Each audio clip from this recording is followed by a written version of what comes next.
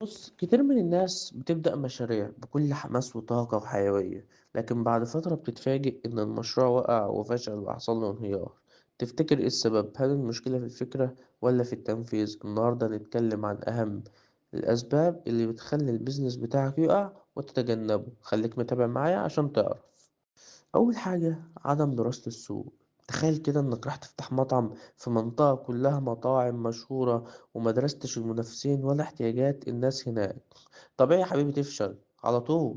عشان كده لازم تعمل بحث عن السوق وتشوف مين منافسينك وتعرف ازاي تتميز عنهم.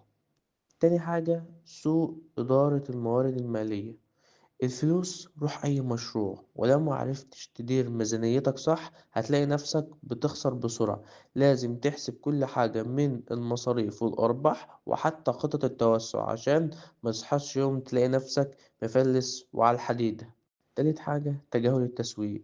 مهما كانت فكرتك عبقرية، لو محدش عارفك مش هتبيع. التسويق مش مجرد إعلان على الفيسبوك، هي بتبقى استراتيجيات براندنج، تواصل مع العملاء. لازم تعرف جمهورك المستهدف كويس وتوصل له بطريقة صحيحة.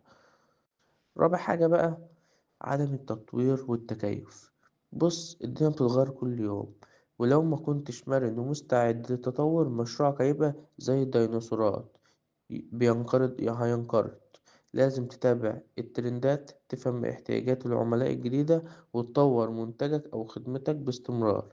خامس حاجة اختيار الفريق الخطأ. أكبر خلطة إنك تشتغل مع ناس مش مؤهلين أو مش مهتمين بنجاح المشروع زيك. النجاح محتاج فريق قوي متكامل عنده نفس الرؤية والطموح عشان تقدر تحقق النجاح اللي بتتمناه. في النهاية لو انت قدرت تتجنب الأخطاء اللي أنا ذكرتها فرصة نجاح مشروعك هتزيد بشكل كبير. شاركني في الكومنتات ايه أكتر سبب شايف إنه ممكن يدمر أي بيزنس، ومتنساش تعمل لايك واشتراك عشان يوصلك كل حاجة في عالم البيزنس.